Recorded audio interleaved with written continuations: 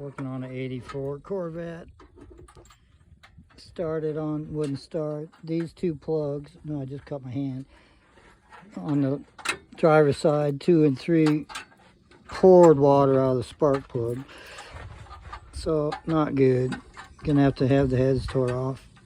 Just started working on it to see what the problem is. We know the head gasket's leaking on the left side. You can see where the oil mixed with water, so this head gasket's leaking here, and he says it's over here too. So we're into this Corvette motor big time.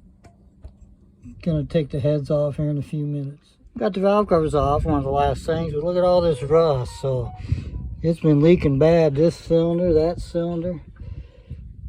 All the oil is gray. It's oil mixed with water, so this thing needed to be tore apart. Look at all that on a 1984 Corvette engine. Teardown. We're undoing the head bolts. 84 Corvette. Serious head gasket or something damaged. We're gonna have the heads off in a minute. About got tore down in a few hours. Corvette 1984 vent pushrod. The more we get into it, the worse damage there is. 1984 Corvette. Not looking good. 3 out of 4 have water in them. I'd say the head gasket is trash.